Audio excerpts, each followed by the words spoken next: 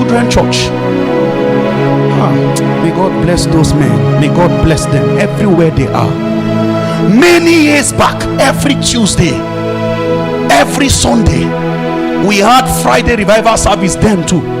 And I will see those, I was telling some people on Tuesday, I saw some of my children teachers at Deeper Life Church.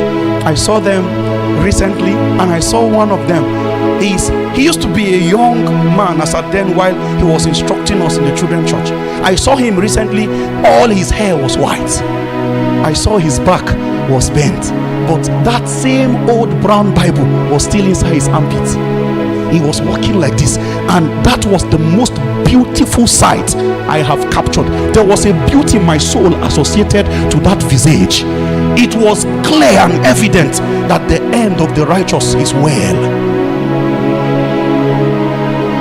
Gather anything you gather, any kind of wealth you gather. As you are drawing near to the grave, you look more pitiful when you are without Jesus.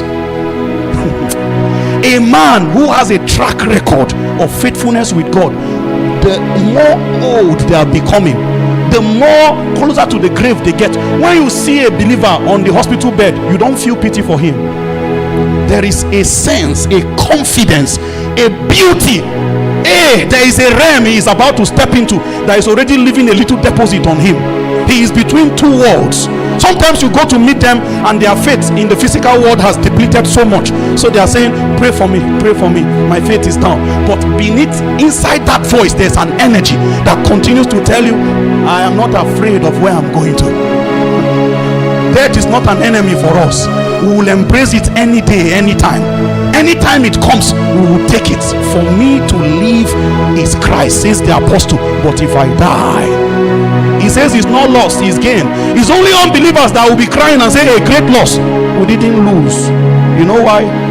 Precious in the sight of the Lord are the depths of his sins. Precious.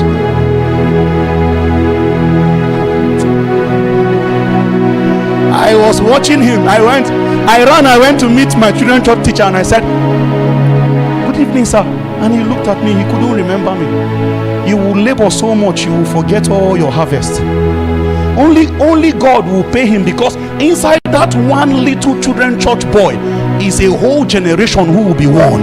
Who would have told him that every day he was teaching, may God see, I am repeating this. Let God bless that Ikumuye. I am looking at a generation, and gradually I am realizing that the devil is just looking at us.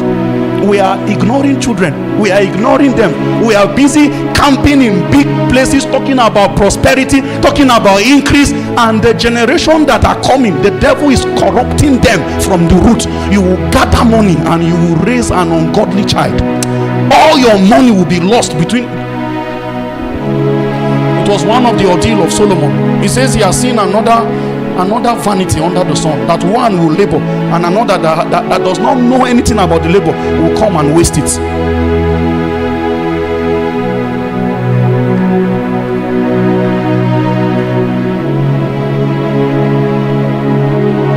There is a joy in your heart, knowing that although I depart this realm, I have left a godly heritage behind. There is a joy. Listen, even if you don't win a soul, raise somebody, be responsible for one person you know you gave your life to. You show them the way of the Lord. If it cannot be your own children, if you don't have children, look for somebody, brother, look for somebody, sister, but at all costs, make sure you don't leave this realm until you have won at least one. What would you go out there to go and present to your master as your token of faithfulness? What would you present when you appear in that city? You just showed up, only you, selfish, self-centered, nobody benefited from the bounty of God's faithfulness on your life. What was the real reward for everything God did for you? Why did God give you life for all these years? What is the proof? What is the fruit you can show for it? Nothing. Me, myself, and I summarize the religion of our time. Me, myself, and I.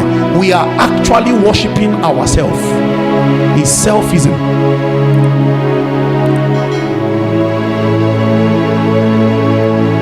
So prophecies here and there prophesying things people have no business saying amen to.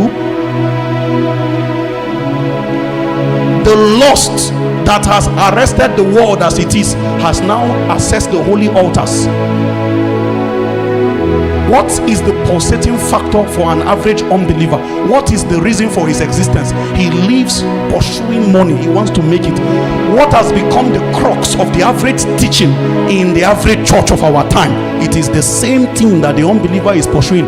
We now only use God to try to get it. So God is a means to an end inside this modern day church. There was a time when they allowed, they said, take the world, give us Jesus. We are looking for a city whose builder and maker is the Lord.